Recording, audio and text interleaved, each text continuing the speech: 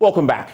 Now, as promised, I was speaking about UTAG and TUTAG and what they have had. But on the other end, the senior staff associations of these institutions are also saying, well, they're not happy with some developments. Joining us with details of that conversation, we have Isaac Donko. He is National Chairman, Senior Staff Association of Ghana. He joins the conversation.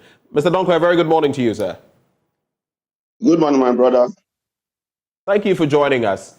Thank you for having me. On the back of hearing about university teachers, technical university teachers as well, now we have you, the Senior Staff Association, and you've already started some form of industrial action.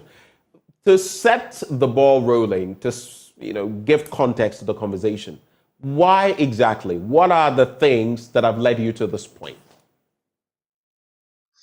Okay, thank you, my brother. I think, first of all, I have to state here that it is just unfortunate that we've gotten to this far. We shouldn't have been here by this time. This particular strike is a strike which should have been avoided by government. But government has its own way of dealing with situations. You prompt them, you give them the red light, but they just go to sleep. Basically, we are demanding for two things. Two, our tier 2 pension is in arrest, and we are asking the state to release our pension fund, to our fund managers, because government is not our fund manager. The responsibility of government is to deduct our tier 2 pension. Then afterwards, government is supposed to forward it to our fund managers. So why is it that government is now turning itself into a fund manager? Where are you going to invest those funds? Similar thing happened in 2010 to 2016. Government kept those monies for 6 good years. We have to chase. And there are regulations or rules everywhere. The Pension Act is very simple. When you default for 1 month, you have to pay 3% penalty. For 6 years, they have to pay the penalty. They refuse to pay. We chase them. When they were about to pay, they use a method which is contrary to the Pensions Act. Instead of them using the 3% penalty, they use simple interest. And we lost a lot of money then. So now we are asking them to go back and do proper calculation on those years, the 2010 to 2016. They should do the appropriate recalculation on it. Then currently, between the months of February to December 2023, government also refused to pay. And we're also demanding for immediate payments as well as 8 appropriate 3% penalty. Because of this, most of our pensioners who retired between the years of 2020 to 2023 are yet to receive their full lump sum. So with immediate effect, we're also asking them to be paid before we call off our strike. Then lastly, we mostly deal with our conditions of service, and we have a contract with government, which was signed between the two parties, labor and government. And to our ultimate surprise, government through fair wages and GTEC wrote to university management cancelling our overtime allowance without our notice. And our members are shocked. The leadership is shocked. As at the moment, some schools have started deducting the overtime which was paid to our members way back last year. And this is an unfortunate situation. So these are the main reasons why we are on strike. So we are just asking fair wages and GTEC to withdraw that letter that they wrote to our management in various university campuses. Right. Did I hear you say that you were asking for the release of your pension funds, and that government, of course, they take it and they have to roll it on to the fund managers? How long has this been that government has held on to this money? It's almost 10 months now. Do you know why government is holding on to the money? This has been the practice by government, as I said before. Between 2010 to 2016, government did similar thing. for 6 good years, government was not releasing the money to our fund managers. And that also resulted in another industrial strike action. And this year, we don't want to wait till 6 years before you strike, because we've seen some before. We don't want history to repeat itself. And government is not our fund manager. Our pension fund is not for credit. Nobody should credit our pension fund. Our pension fund is our blood and our future. Our pensioners who retired between 2020 to 2023 are home crying. Where is our pension money? Where is it?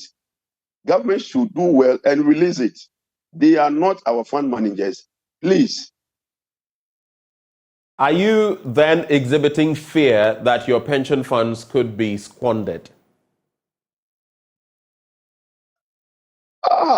I don't want to choose words for government. This question would be best answered by government official.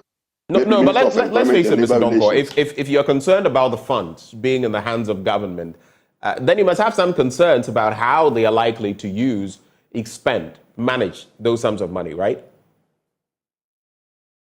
Yes. Yes, my brother, when you read the Pensions Act at 766 section 64, it is stated there, do the deduction as employer, whether government or private. Then after deduction, give it to the fund manager. So the big question is government our fund manager? The answer is no. So if you are not our fund manager, why are you still keeping our money? Are you going to invest it on our behalf? You can't do it. So when you keep on delaying these funds, what happens to our funds? So maybe somebody is just deliberately doing that, but we are sorry. The fellow in charge should own up and release the funds. Which entities have you spoken to on this? I know you've also had interactions with the Fair Wages and Salaries Commission. Just the other day, I was interacting with Benjamin Arthur, Engineer Arthur. But which state entities have you interacted with on this matter to find out where exactly your money is and why it's not being released? Whom have you spoken to? Mostly these funds are managed by the Minister for Employment and Labor Relations. And we've been writing to them. You write to them and they don't even acknowledge receipt of your write-ups. So we are handicapped. We don't have any other option than to lay down our tools. This case is also before the National Labour Commission somewhere last year. They were given some directives 1 month to address it. They couldn't meet it. So now we are still handicapped and you don't have any other option than to sit down and wait for them. When they release the funds, you come back to work. When was the last time you wrote to the Ministry for Employment, Labor Relations? When was the last time you say persistently you send them letters and they do not respond? When was the last time? The last letter was just this month. Before you strike, we gave them sermons. We gave them notice that we are giving them up to 15th of January. If they don't respond, we are going to lay down our tools. And you didn't hear anything from them. So since the 17th, you've not been working, right? All of you.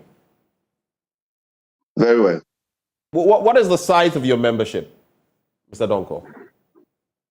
We are almost 12,000.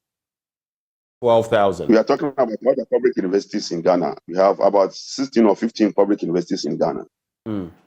So you number about 12,000. Does that include the members of, because I know there's the Senior Staff Association Universities of Ghana and there's the Federation of Senior Staff Association of Ghana. Are you adding both members or there's a separation somewhere? No, we are adding up. You're adding this up. Is a joint strike. It's a joint strike. So both parties are involved. Right. And then I also see that you've been reacting not just to the Fair Wages and Salaries Commission, but GTEC as well, based on some call for the cancellation of payment of overtime allowance for weekend and holiday work. Tell us a bit more about that. Yeah, my brother, if you read the Labor Act, it is simple. If you engage my services on weekends or public holidays, you give me double pay. When you go to our conditions of service, as I said, that was signed between the labor, the union, and government, led by Fair Wages and Salaries Commission. Both parties agreed that senior staff should do overtime. Now, this document has been signed, and you want to alter this document, you don't draw my attention. You just write to my management that don't pay me overtime. Who will accept this? So let's backtrack. Let's backtrack just a bit. This document was signed that you guys, all of you, the senior staff, you would do overtime. Did that come with the fact that overtime would attract double salary or for that particular period? Did that come with that? The document you signed? Exactly. Okay. And now they've written to your employer to say that you shouldn't be paid for that. You, the staff, you shouldn't be paid for your overtime work. Basically, that's how long has this been? When did this counter letter come through? The letter came, I think, 20th November 2023. I see. Do you feel all of these are happening as well because of the economic situation of the country?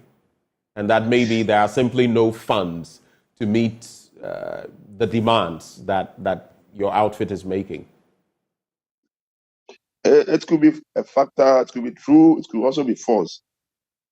It could be false in the sense that I think somebody is trying to show up.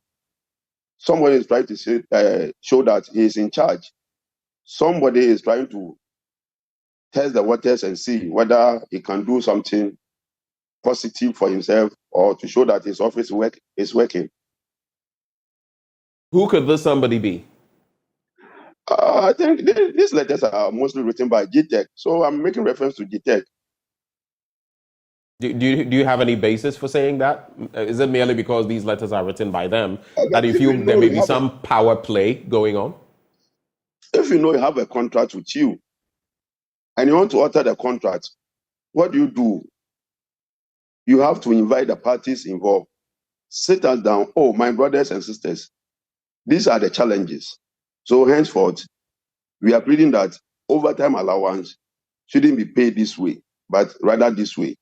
But you don't sit at your corner, your office, then you pick a pen and paper, you construct something on it, and you separate it. We, the senior staff in public universities, we will never going to allow anybody to tamper with our conditions of service. That will never happen in Ghana here.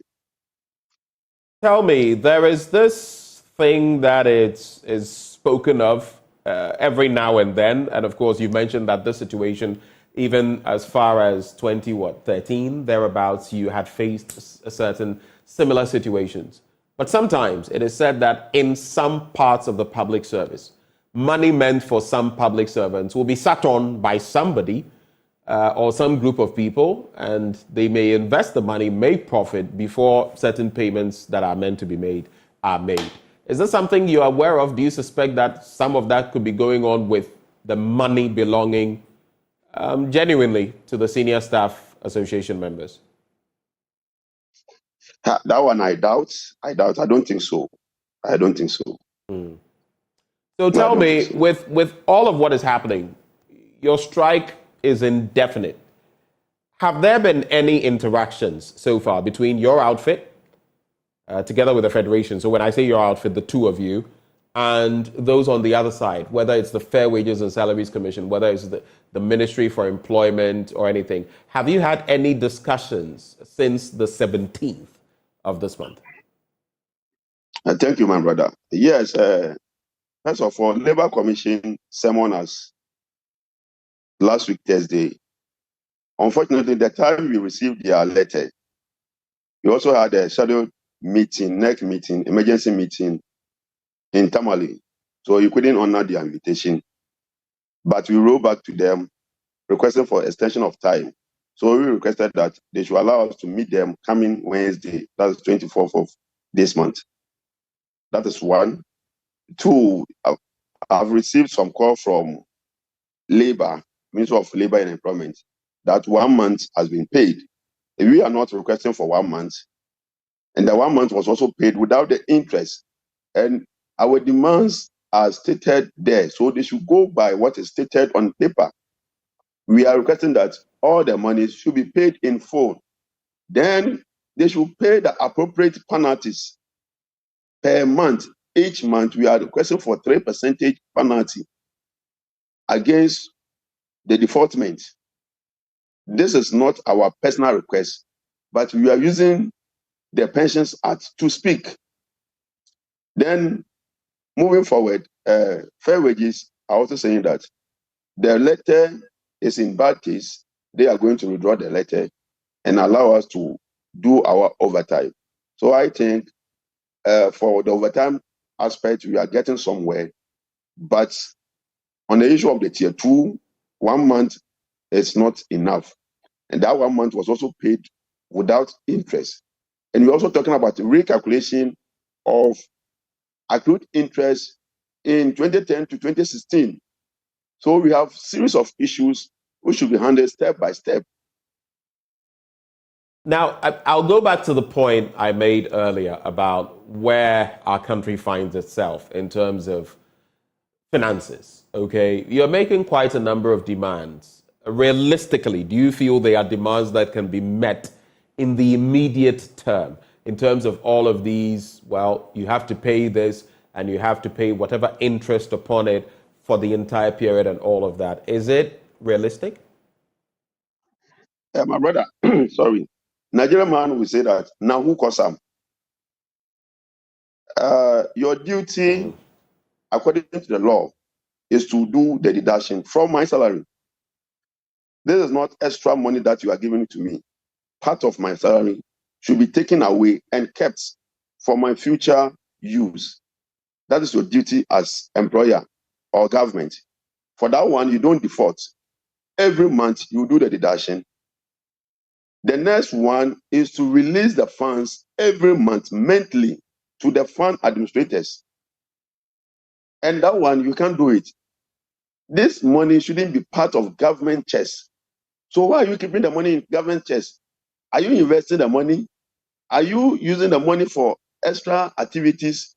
So this is money which has been kept for us for a very long time, and you don't expect that they will say that they don't have money, because we are not requesting for extra money from any government official.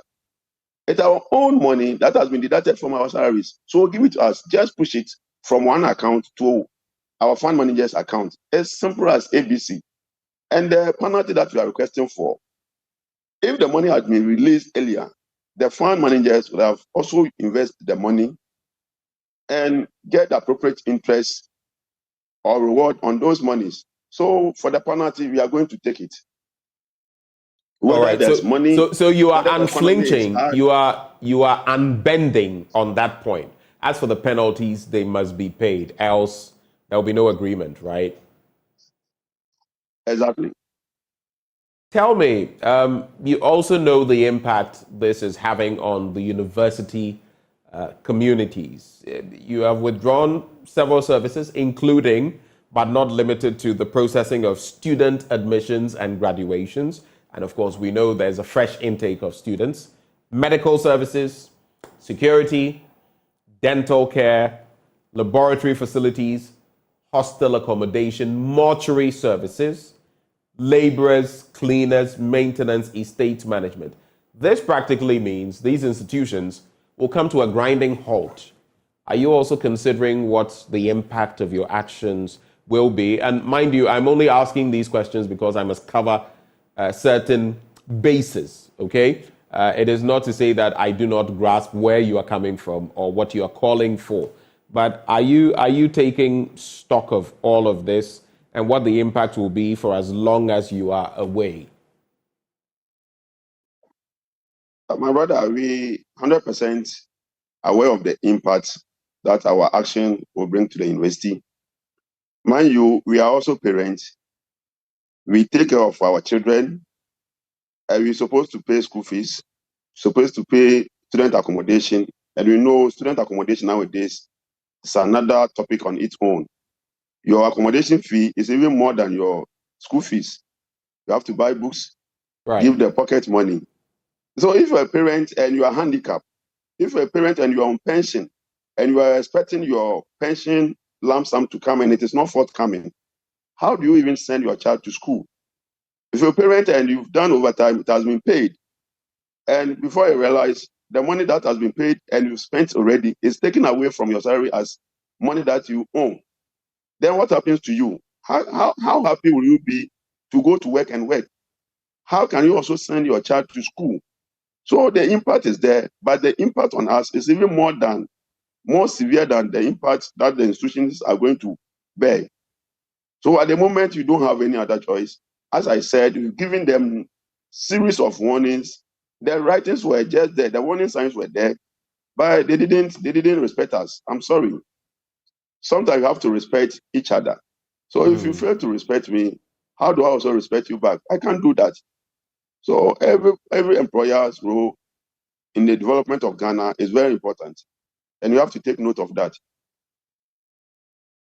Any final words, Mr. Donko? I believe we've exhausted all the critical angles we would have wanted to look at. Any final words? The final word I can say is that our members should calm down. They should take it cool. They should be at home. They should rest for now. To our students, we are very sorry. We hope and pray that government will soon come to the table and resolve this issue.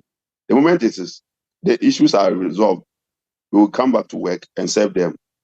Thank you very much, my brother, for your time. Thank you too for joining the conversation. Isaac Donko is chairman, national chairman, Senior Staff Association, Universities of Ghana. He was also speaking because this is a joint effort for the Federation of Senior Staff Association Ghana. Thank you so much.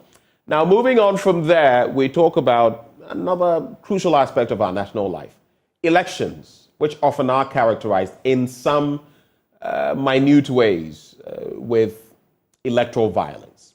This morning, we're going to be contemplating, as we look forward to the latest primaries that are on the cards, the MPP's parliamentary primaries, as well as the bigger picture of election 2024, both on the parliamentary stage and the presidential stage. How do we forestall electoral violence? My guest on this beat, Reverend Dr. Kwabena Opuni-Frimpong, Executive Director, Alliance for Christian Advocacy Africa. He joins me in the next few minutes after the break so that we look at how to maintain peace before, during, and after election 2024, among other things. We'll be right back.